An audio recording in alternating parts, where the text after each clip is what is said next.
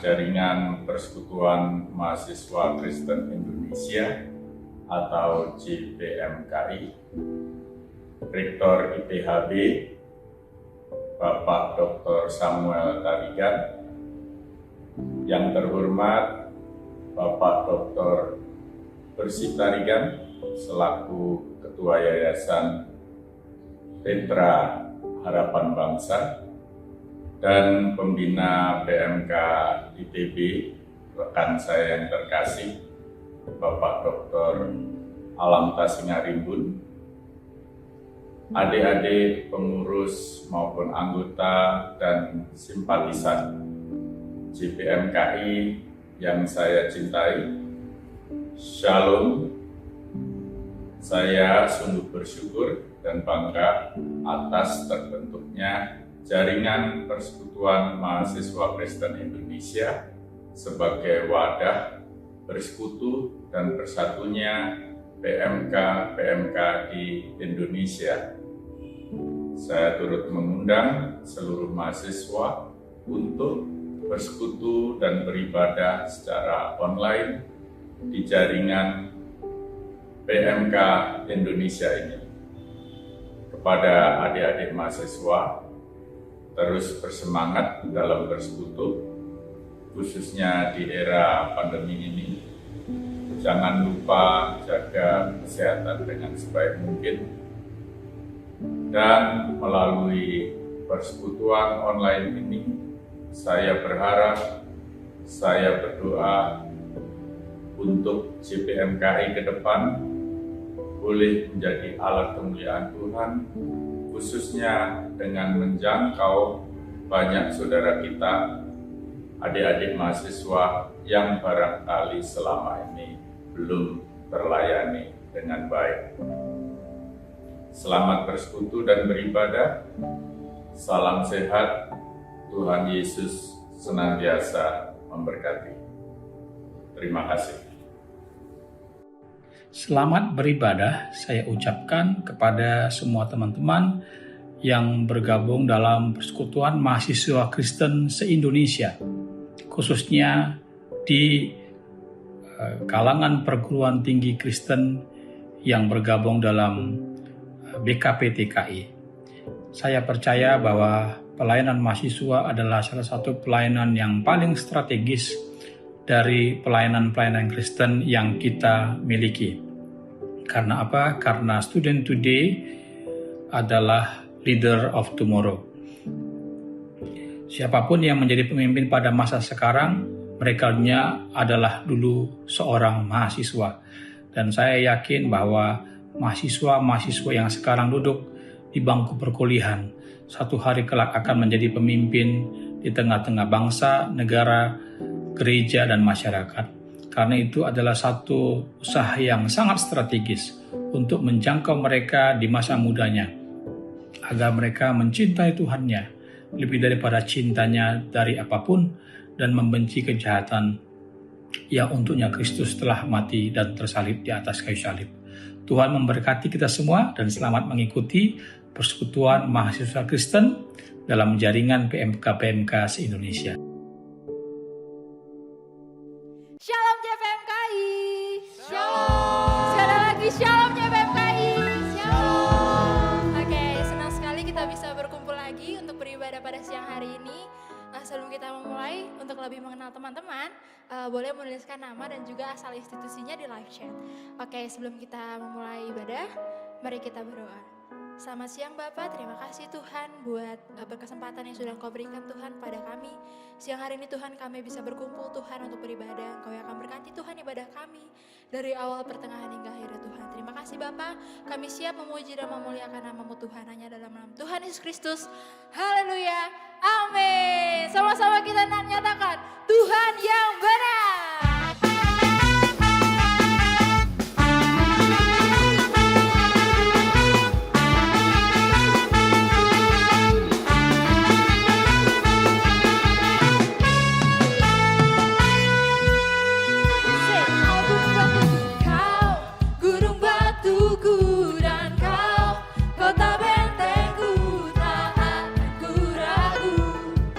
Kau menjamini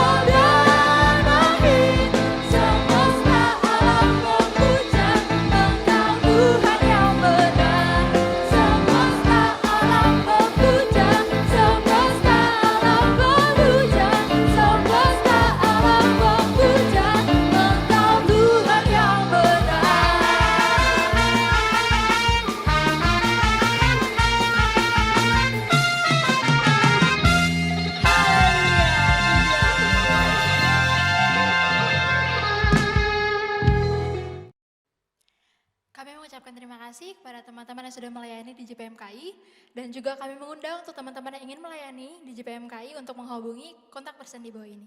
Oke, selanjutnya kita akan memuji Tuhan, kita akan mendengar firman Tuhan, kita akan lebih serius lagi, dan karena kita tahu Tuhan kita layak untuk kita puji dan kita sembah.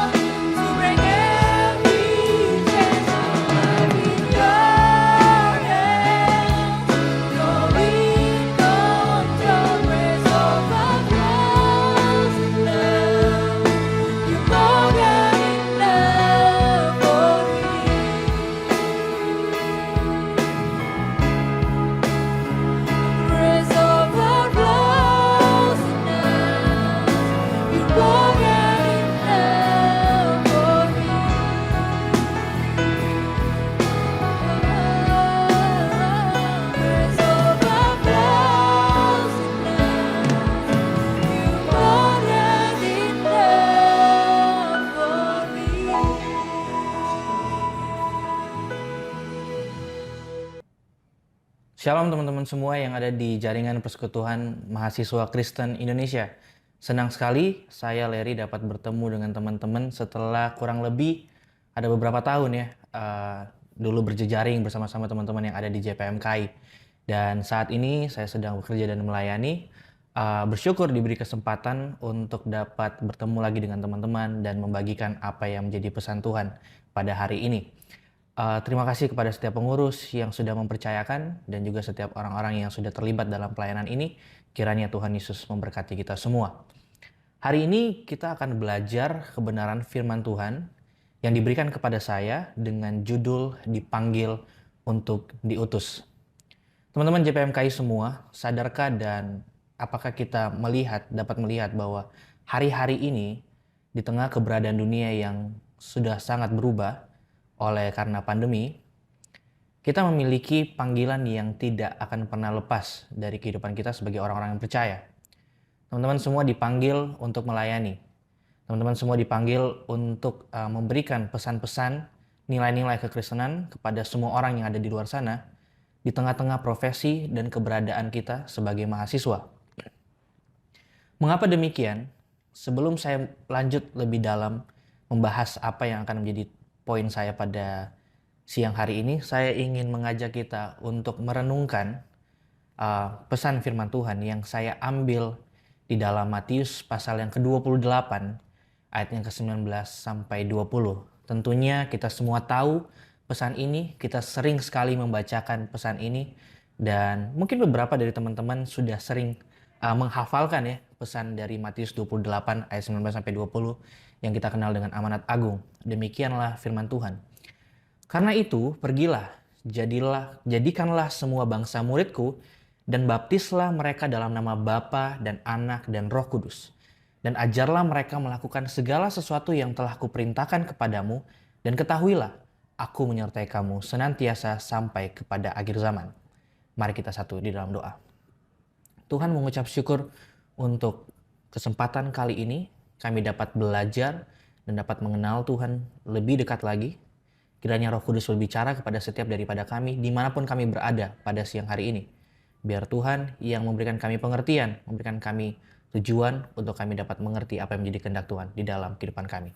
Dalam nama Tuhan Yesus kami berdoa. Haleluya. Amin.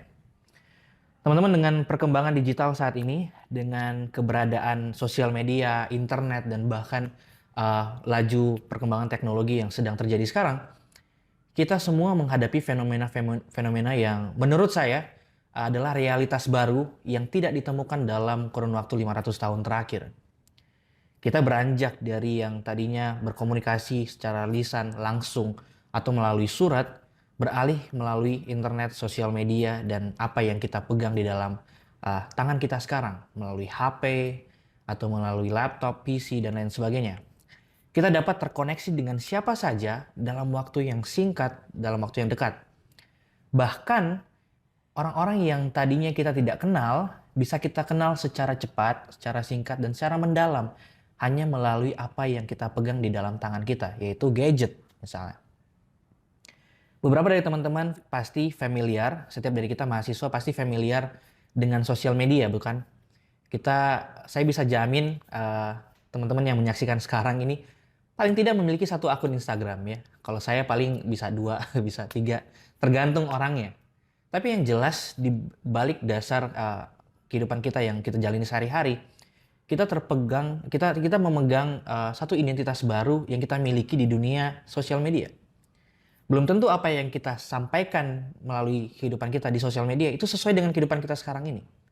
Tidak semua teman-teman menampilkan realita yang teman-teman miliki dan jalani sehari-hari. Tentu banyak dari teman-teman yang posting atau mengupload konten-konten yang berbalik belakang dengan kehidupan sehari-hari. Banyak yang bilang itu pencitraan misalnya ya, atau membangun personal branding sendiri dan akhirnya membuat citra sendiri untuk dikenang, untuk dilihat sama orang. Hal itu tidak salah. Tetapi sadarkah teman-teman kalau hari ini kita dan siapa aja yang di luar sana, semua orang bisa percaya siapa aja dan menjadi siapa aja. Saya beri contoh kayak gini. Hari ini kamu mau jadi influencer dengan pengikut yang banyak, Itu bukan cuma mimpi. Teman-teman bisa lakuin itu, asalkan teman-teman konsisten dan tekun. Bukan cuma itu, kamu ingin membagikan gagasan yang nggak masuk akal gitu misalnya ya. Yang bertolak belakang dengan ilmu pengetahuan atau yang bertolak belakang dengan hati nurani. Itu bisa dijadikan sesuatu yang dapat dipercaya orang lain. Itu bukan hal yang mustahil. Nah, bayangkan kalau saya membagikan sesuatu yang tidak sesuai dengan kebenaran firman Tuhan. Mungkin teman-teman nggak percaya, tapi bisa aja di luar sana ada orang yang percaya. Jadi hari ini, orang lain itu dan siapapun memiliki kesempatan untuk bisa jadi apa saja yang mereka mau. Dan orang lain bebas untuk percaya atau tidak. Mungkin kita mendengar teori-teori atau teman-teman yang belajar di manapun teman-teman memiliki ilmu pengetahuan, disiplin ilmu yang teman-teman pelajari sekarang. Mungkin ada teori-teori konyol di internet yang teman-teman selama ini selalu tertawakan atau kok ada orang yang berpikir seperti itu ya. Ada yang memiliki pandangan-pandangan tertentu tentang dunia ini, tentang bagaimana bumi dan lain sebagainya. Dan tidak jarang dan tidak sedikit dari mereka percaya kepada teori-teori yang menurut ilmu pengetahuan mungkin konyol, gitu ya. Hal ini terjadi, fenomena ini terjadi. Kenapa? Karena perkembangan zaman yang terus dengan pesat berubah. Yang kedua yang terjadi di hari-hari sekarang adalah semua orang bisa mengakses apa saja dan kapan saja. Pengetahuan cuman sebatas jempol kita, sejengkal kita aja. Kita bahkan mengalami krisis konten rohani nih. Karena ada perang ideologi di luar sana. Hari ini kita mau bilang bahwa Kristus adalah Tuhan. Saya sebutkan dengan lantang bahwa Kristus adalah Tuhan yang harus kita percaya. Dialah juru selamat kita. Tapi di saat yang bersamaan ada orang di luar sana yang menentang keberadaan Tuhan. Di luar sana ada orang-orang yang tidak percaya bahwa Tuhan itu ada dan Tuhan itu esa dan Tuhan itu bisa melakukan sesuatu bahkan menyelamatkan manusia. Ada orang yang percaya demikian dan ada orang yang bisa mengatakan apapun yang mereka mau sampaikan walaupun itu bertolak belakang dengan kebenaran. Hal ini bisa diakses kapan saja. Hal ini bisa dilihat di mana aja. Tapi teman-teman percaya dan tentunya yakin bahwa Tuhan tidak tinggal diam aja dengan keadaan zaman ini. Itulah sebabnya pesan ini disampaikan kepada saudara hari ini. Saudara misalnya tidak suka dengan Injil. Kalau teman-teman familiar dengan terminologi FYP, for your page ya, teman-teman yang suka TikTok misalnya, atau apapun itu, teman-teman pasti kenal dengan ya si istilah FYP atau algoritma Instagram misalnya. Kalau teman-teman nggak suka dengan Injil misalnya, nggak suka dengan konten-konten yang rohani, maka FYP saudara atau algoritma teman-teman itu pasti nggak akan muncul Injil. Pasti yang keluar sesuai dengan teman-teman suka. Teman-teman suka K-pop, yang keluar K-pop semua. Teman-teman suka siapa? Artis YouTube atau konten-konten yang biasanya saya nonton Vindas misalnya ya. Wah muncul terus tuh, nggak berhenti-berhenti direkomendasiin sama internet. Nah itu juga yang terjadi ketika kita berbicara tentang Injil. Kalau kita nggak suka dengan Injil, maka yang muncul adalah hal-hal yang di luar dari Injil. Kita semua akan masuk ke dalam bubble konten. Pikiran kita menjadi terbuka karena kita punya akses kepada internet yang akhirnya memberikan kita warna dan memberikan kita banyak hal yang bisa kita pelajarin. Tapi di saat yang bersamaan kita terjebak dengan konten bubble yang membuat kita cuma melihat itu-itu aja. Cuman percaya itu-itu aja. Kenapa? Karena terjebak dengan konten bubble. Artinya FYP atau algoritma kita, jendela kita terbatas kepada apa yang kita inginkan aja. Dan itu yang membuat pola pikir kita berkembang sesuai dengan apa yang menjadi pola pikir kita, apa yang kita sukai. Bayangkan kalau orang di luar sana kesehariannya hanya menonton hal-hal yang konyol ya. Atau hal-hal yang bertentangan dengan kebenaran gitu ya. Atau mungkin teman-teman yang masih terikat dengan pornografi gitu ya. Pasti materi-materi yang muncul di FYP teman-teman, timeline teman-teman, semuanya berbau hal-hal demikian. Hal ini tentu sangat berbahaya, apalagi jika ini terjadi kepada generasi yang akan datang. Mari berkenalan dengan generasi Z, atau yang lebih dikenal dengan generasi digital native. Wih, saya suka bahasa ini. Artinya penduduk asli digital. Lahir kisaran tahun 95 dan seterusnya sampai 2012. Super akrab dengan screen, baru lahir aja udah main gadget. Otak-atik HP tahu dia lebih canggih daripada emaknya gitu misalnya. Kalian pernah lihat anak kecil ya yang dia belum bisa baca nih, tapi dia udah bisa otak-atik iPad. Dia belum bisa baca tapi udah bisa bikin video-video yang gimana caranya mereka udah tahu sendiri gitu. Dan mencoba untuk melepaskan gengsi dengan gadget itu sama seperti mencoba melepaskan kura-kura dari cangkangnya. Gak bakal mungkin bisa. Dan itu adalah hal yang mustahil dan ngapain juga dilakuin itu. Itulah generasi yang akan datang. Mereka super akrab dengan teknologi ini. Kenapa ini terjadi? Karena di setiap zaman Tuhan menyiapkan orang-orangnya. Setiap zaman memiliki tantangannya masing-masing dan Tuhan mempersiapkan generasi untuk menangkal tantangan zaman itu sendiri. Itulah sebabnya ada di digital native yang saya percaya Tuhan persiapkan untuk menghadapi tantangan-tantangan yang ada di dunia digital di masa yang akan datang. Bagi generasi pendahulu mungkin ini hal yang mudah ya untuk lepas dari gadget. Tapi keadaan dunia beberapa waktu ke depan akan sangat berbeda. Bukan cuma Gen Z, tetapi para pemimpin-pemimpin masa depan seperti generasi Alpha yang datang setelah Gen Z ini akan jauh lebih akrab dengan teknologi khususnya dunia digital ini. Itulah sebabnya di tengah ketidakpastian dunia, saya mengajak saudara untuk melihat satu kepastian yang tidak akan pernah berubah, yaitu Kristus dan kebenarannya. Kita terpanggil seperti dengan ayat yang sudah kita baca tadi, kita terpanggil untuk menjadikan semua bangsa murid. Di setiap zaman, di setiap tantangan yang ada, saudara dan saya terpanggil untuk menjadikan semua bangsa murid Allah. Bukan cuma itu, saudara dipanggil untuk membaptis mereka dalam nama Bapa dan Anak dan Roh Kudus dan mengajar untuk melakukan segala sesuatu yang telah Tuhan perintahkan. Hari ini teman-teman mungkin berkuliah, mengambil jurusan-jurusan yang teman-teman pikir tidak ada kaitannya dengan kerohanian. Oh, saya ngambil jurusan yang berkaitan dengan dunia pengetahuan misalnya, atau teknologi, atau mungkin ilmu-ilmu sosial lainnya. Percaya, tidak percaya, kita terpanggil untuk menjadi berkat dan jadi saksi Allah, memuridkan orang dimanapun kita berada. Teman-teman jangan berpikir bahwa ketika menjadi anak Allah, menjadi pribadi yang sudah ditebus oleh kematian dan kebangkitan Kristus, saudara bebas melakukan apa saja dan menjalani kehidupan ini seperti yang saudara mau. Tidak. Kita semua, saya dan saudara dimanapun kita berada saat ini, kita memiliki panggilan besar untuk menjadi saksi-saksi Allah. Bukan hanya saudara dipanggil, saudara diutus untuk menjadi saksi Allah. Jadi kita bukan cuma dipanggil, oke, aku adalah anak Allah, aku sudah ditebus, dimenangkan dan lain sebagainya. Dan kita diam saja, enggak. Tapi kita dipanggil untuk diutus, untuk keluar dari bangku kita, dari ruangan kamar kita, dari ruang kelas kita untuk apa? Untuk menjadi saksi Kristus dimanapun teman-teman dipercayakan hari-hari ini. So, kalau teman-teman belajar ilmu-ilmu sosial hari ini, ilmu-ilmu pengetahuan hari ini, apapun itu, ingat pesan ini, bahwa saudara dipanggil untuk diutus, untuk menjadi berkat dan jadi saksi, memuridkan orang dimanapun saudara berada. Jangan pernah tinggalkan panggilan itu. Mengapa demikian? Karena dalam Galatia 2 ayat 8, firman Tuhan berkata, karena ia yang telah memberikan kekuatan kepada Petrus untuk menjadi rasul bagi orang-orang bersunat, ia juga yang telah memberikan kekuatan kepadaku, kepada Paulus yang menulis, untuk orang-orang yang tidak bersunat. Jadi setiap daripada kita dipanggil kepada panggilan kita yang spesifik, yang masing-masing memiliki keahlian dan masing-masing sesuai dengan apa yang menjadi beban dalam hati mereka. Petrus dipanggil kepada orang-orang yang bersunat, artinya apa? Kepada orang-orang Yahudi. Karena memang Petrus erat dan dekat dengan panggilan itu, dengan orang-orang yang ada di situ. Dia mengerti dan paham. Sedangkan Paulus yang memiliki pengetahuan intelektual yang mungkin lebih tinggi daripada Petrus, dipanggil kepada orang-orang yang tidak bersunat, artinya bangsa-bangsa non-Yahudi. Tantangannya sama besarnya, sama peliknya, tetapi dibutuhkan orang-orang yang tepat untuk menjalani panggilan itu. Jadi jangan pernah merasa tugas untuk memuridkan orang, tugas untuk membagikan pesan Injil, atau tugas untuk membagikan kebenaran firman Tuhan itu hanya terbatas kepada orang-orang yang dipercayakan untuk melayani Tuhan penuh waktu. Seperti pendeta, penginjil, misionaris. Tidak.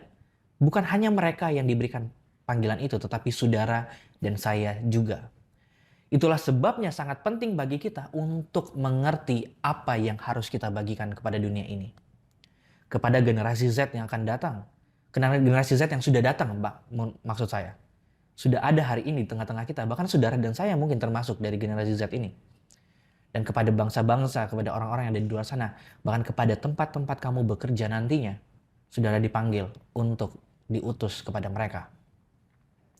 Oleh sebab itu, pertanyaannya sekarang adalah, kalau kita dipanggil, kita sadar nih, kita dipanggil sama Tuhan. Kita diutus sama Allah untuk membagikan pesan Injil. Pertanyaan saya, sudahkah saudara mengerti apa yang saudara harus bagikan? Jangan sampai kita tahu kita dipanggil, kita diutus, kita datang ke tempat kita bekerja, tempat kita berkuliah nantinya, tempat kita melakukan aktivitas kita sehari-hari nantinya. Lalu kita bilang, oke, aku akan memuridkan orang, aku akan membaptis orang, mengajarkan mereka yang harus mereka lakukan sesuai dengan kebenaran Tuhan. Lalu sampai di sana kita tidak tahu harus berbagi apa. Kita cuma bilang, intinya baik deh Tuhan, udah cukup. Tidak salah dengan itu, tetapi tidak akan maksimal dengan potensi yang saudara miliki. Tuhan bekerja dalam segala perkara, dan Tuhan ada di dalam setiap lini masa kehidupan manusia, termasuk di dalam profesimu nantinya dan perkuliahanmu hari ini. Saudara, maukah engkau untuk masuk di dalam panggilan Tuhan ini, untuk mengutus? Bukan cuma saudara yang diutus, tapi saudara akan mengutus murid-murid lainnya untuk menjadikan murid dan menjadikan murid. Itu sebabnya saya mengajak kita untuk mengerti apa yang harus kita bagikan. 1 Korintus pasal yang ke-15 ayat 3-4. Ini ayat terakhir saya. Saudara tidak usah takut ya, ini tidak terlalu banyak ayat. Firman Tuhan berkata demikian, sebab yang sangat penting telah kusampaikan kepadamu. Ini yang sangat penting, yaitu apa yang telah kuterima sendiri, ialah bahwa Kristus telah mati karena dosa-dosa kita, sesuai dengan kitab suci, bahwa ia telah dikuburkan dan bahwa ia telah dibangkitkan pada hari yang ketiga sesuai dengan kitab suci. Kematian dan kebangkitan Kristus adalah sentral dan semangat yang ingin kami bagikan kepada semua orang. Kita harus membagikan itu, kematian dan kebangkitan Kristus. Kenapa? Sebab ia telah menang atas kutuk dan maut. Dan ia telah melakukan itu semua agar kita terbebas dari dosa dan hidup untuk dia. Ini pesan yang harus kita bagikan ke semua orang.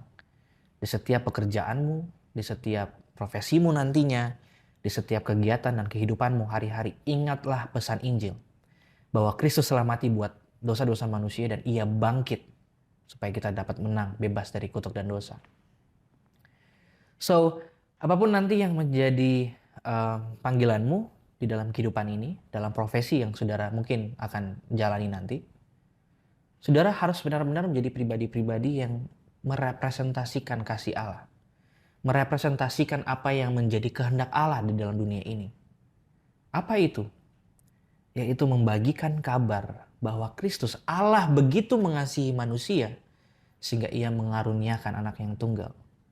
Supaya barang siapa yang percaya kepadanya tidak binasa melainkan memperoleh hidup yang kekal. Setiap daripada kita terpanggil untuk membagikan misi ini. Itulah sebabnya saudara harus bekerja lebih ekstra lagi. Mendapatkan posisi-posisi dan tempat-tempat yang strategis dalam kehidupan ini. Tujuannya apa? Supaya Injil lebih diberitakan lagi. Jangan mau hanya puas dalam posisi yang biasa-biasa saja. Saudara harus benar-benar memaksimalkan waktu saudara berkuliah, waktu saudara belajar, untuk benar-benar memaksimalkan potensi yang Tuhan sudah kasih. Supaya apa? Supaya saudara memiliki kesempatan yang lebih besar membagikan pesan Injil kepada lebih banyak orang. Kalau saudara punya pengaruh, tentu saudara akan lebih mudah untuk mempengaruhi. Tapi saudara jangan berkecil hati, sebab yang memberikan kekuatan kepada kita adalah Kristus. Itulah sebabnya mari jalani kehidupan ini dengan misi ini. Dengan misi untuk melihat lebih banyak orang lagi diubahkan oleh pesan Injil. Saudara telah dimenangkan atas dosa dan maut oleh Kristus. Saudara harus membagikan pesan ini kepada semua orang, kepada lebih banyak orang, untuk menyadari hal yang sama. Jadi hari ini kita nggak cuma sedang ngomongin bahwa saudara, Tuhan mengasihi saudara dan Tuhan mati buat saudara saja. Tetapi saudara, ada pesan di balik itu semua. Kita terpanggil untuk membagikannya ke lebih banyak orang lagi. Maukah saudara ikut di dalam perjalanan itu bersama-sama dengan saya? Dengan teman-temanmu yang ada di sana. Menjadi berkat bagi mereka semua dalam keadaan apapun yang saudara alami, hadapi. Kita adalah representasi Allah. Kita dipanggil dan kita diutus dan kita diperlengkapi. Untuk apa? Untuk memberitakan pesan Injil ini kepada lebih banyak orang lagi. Saudara, sadarilah dan pahamilah bahwa dalam mengikut Kristus, panggilan kita terlebih besar adalah untuk memuliakan Allah. Menikmati Dia di dalam perjalanan ini. Saudara punya misi yang besar. Di tengah kehidupan dan bangsa kita yang seperti saat ini, kita tidak butuh lebih banyak orang yang mengeluh. Kita nggak butuh orang-orang Kristen yang mengeluh melihat posisi-posisi, keadaan-keadaan, dan pilar-pilar yang ada di bangsa ini diisi dengan orang-orang yang tidak percaya. Dan kita cuma mengeluh dari bangku sekolah, dari bangku kuliah, dan tidak melakukan apa-apa. Tapi justru saudara dipanggil untuk memaksimalkan apa yang saudara miliki di tangan saudara saat ini.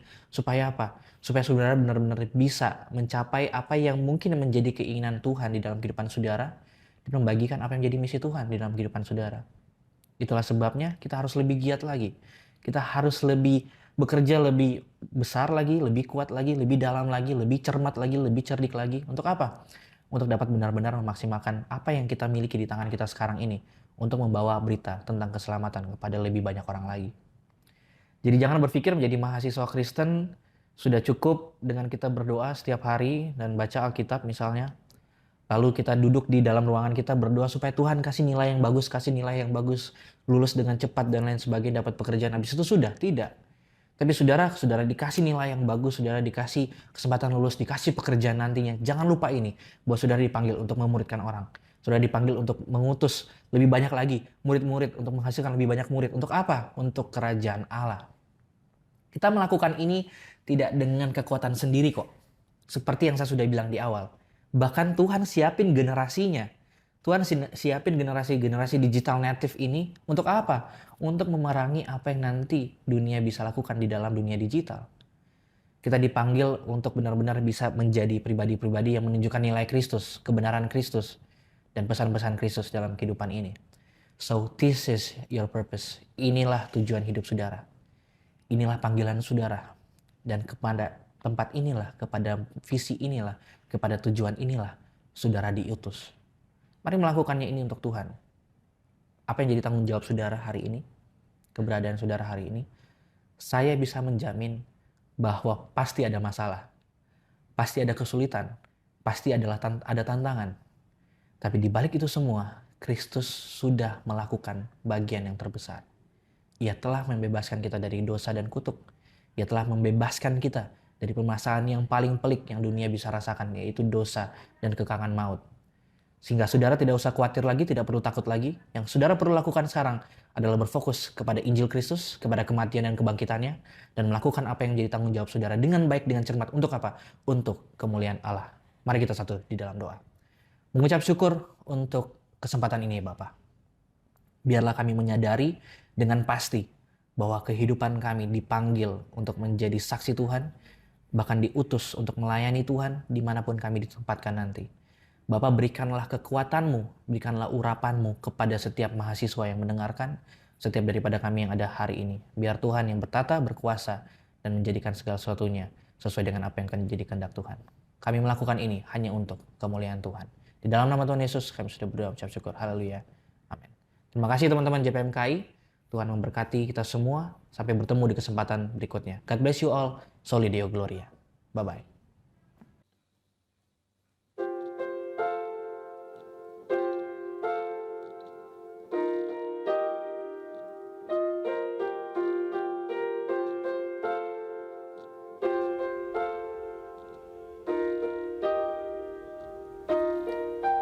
In the garden of Gethsemane,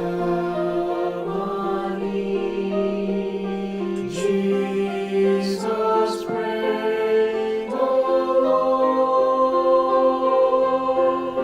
to the Father interceding for His bride, His love. Father, make them one in heart and home, as you and I are one, so the world can see their unity and your will on earth be done.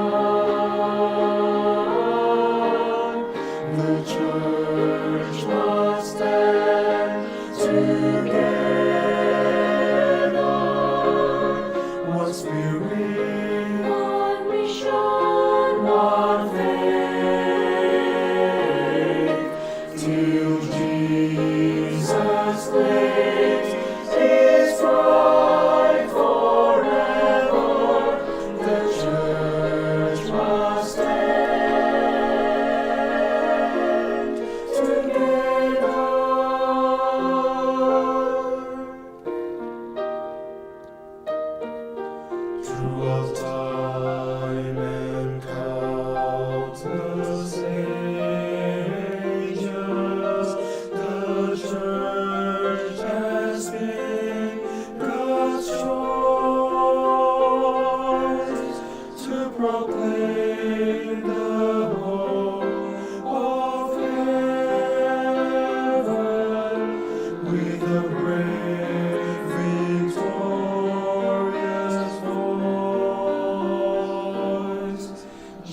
Jesus is the Christ, the Son of God, our rock of faith secure.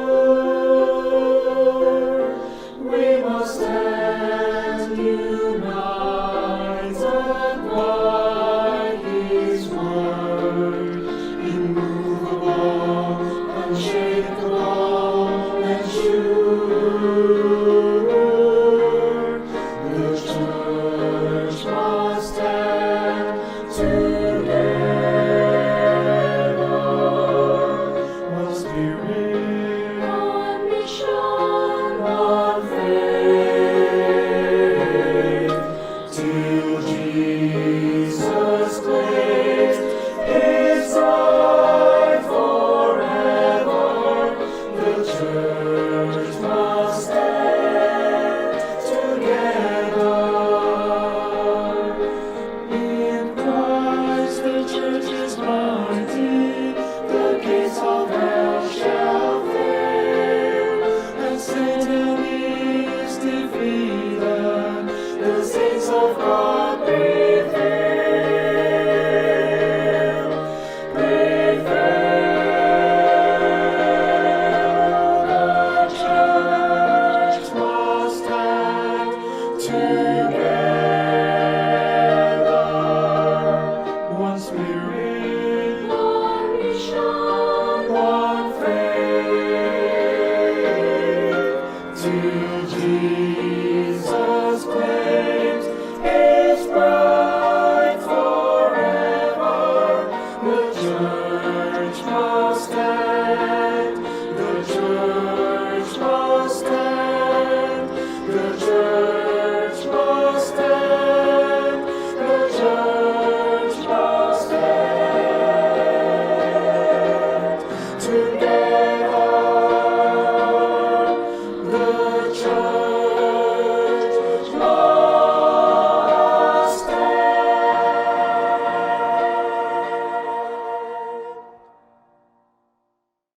Saudara, mari kita sama-sama mengangkat tangan dan menerima berkat.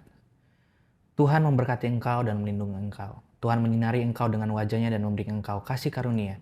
Tuhan menghadapkan wajahnya kepadamu dan memberikan engkau damai sejahtera. Pulanglah, terimalah dan bawalah berkat, rahmat dan anugerah dari Allah Bapa di surga, cinta kasih dan sayang dari Tuhan kita Yesus Kristus, persekutuan, penghiburan, kekuatan, kemenangan di dalam karyanya Roh Kudus tinggal menyertai kita sekalian hari ini sampai selama-lamanya. Di dalam nama Tuhan Yesus kami sudah berdoa. Haleluya. Amin.